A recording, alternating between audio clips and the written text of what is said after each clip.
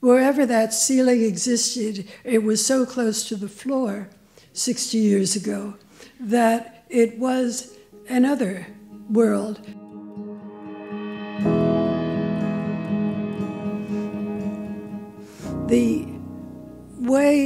The most direct way in my life story in which I got to be a lawyer and got into this field is because after I got my bachelor's degree, I was turned down by 12 medical schools.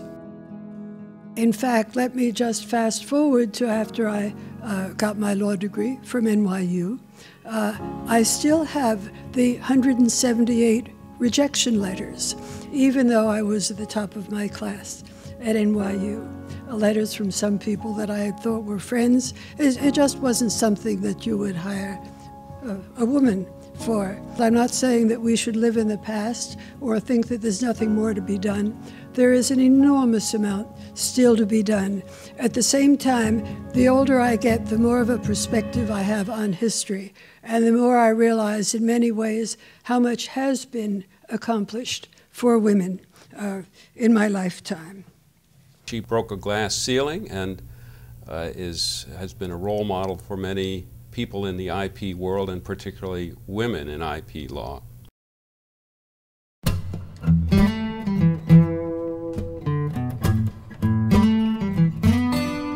Polly, Rochelle Dreyfus here. Congratulations on being inducted into the Hall of Fame, a well-deserved honor. You have truly been a trailblazer.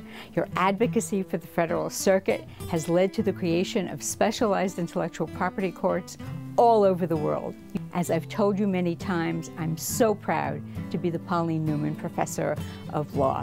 You're a gracious and scholarly debater and a model to all of us. Best wishes from everybody here at NYU Law School.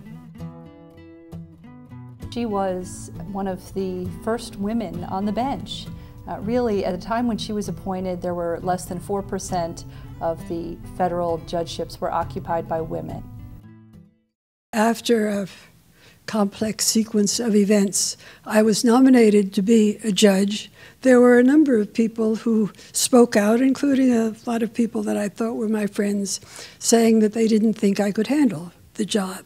And those who had seen me in these environments argued with them. Well, they won the argument. I wasn't the first woman on the court. However, the Court of Appeals for the Federal Circuit, and there was a trademark lawyer, woman, Helen Neese, who had been on the Court of Customs and Patent Appeals. So I was the second woman on that court. I think that we showed whatever it was, that we could handle whatever job was cast upon us.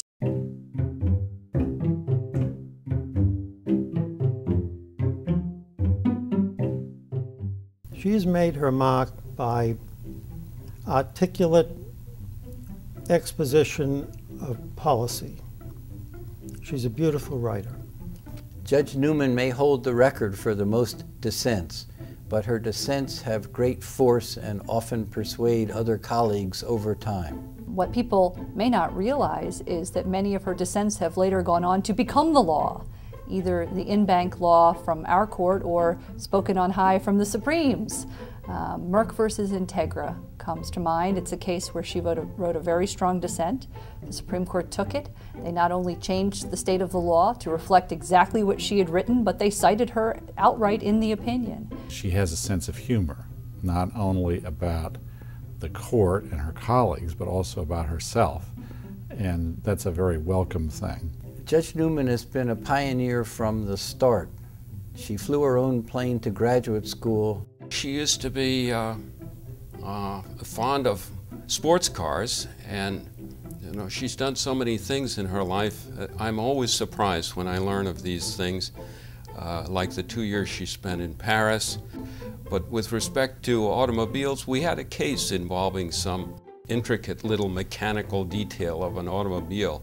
And in the middle of our discussion, she related how she once raced, I believe it was an MG, and knew that little engine inside and out. And that really amazed me.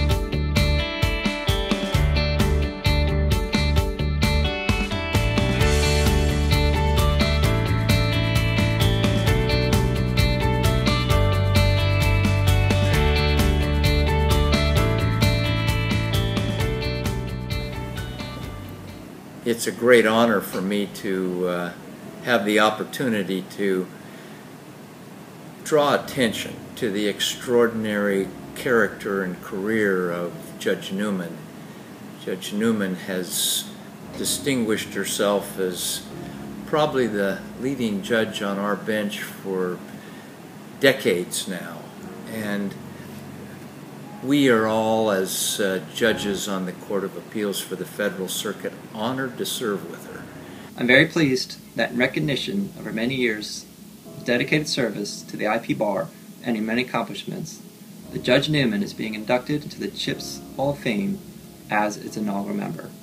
Hi Judge, congratulations for the Hall of Fame induction. For so many of us, you're our role model because of the dedicated judge and the brilliant legal scholar that you are. And you're so much more than that. You're our role model because you have an open mind, a big heart, and a great sense of humor. Congratulations again, Judge. Congratulations from all of us in the bar to Judge Newman.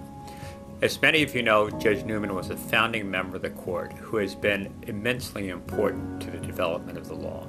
She has authored more than 900 opinions, majority opinions, during her time on the bench, and she has authored more than 300 majority opinions in patent cases. More importantly, she has brought to the court her unique background and experience as a scientist, as a private practitioner, as a public sector practitioner, and as a jurist. She has brought all of that expertise to bear and been instrumental in developing the patent law over the last 30 years. Judge Newman, from those of us in the bar, from those of us who have had the pleasure of appearing before you, we thank you, we are grateful.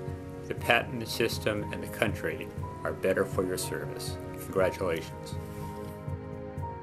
It is with great pleasure and honor that we welcome Judge Pauline Newman as the inaugural inductee into the ChIPs Hall of Fame. Judge Newman, you are truly an inspiration to us all, an embodiment of the ChIPs mission, and all that we as women in IP strive to achieve every day. On behalf of the co-founders, the board, and the entire ChIPs membership, thank you for your many contributions. Congratulations, Judge Newman.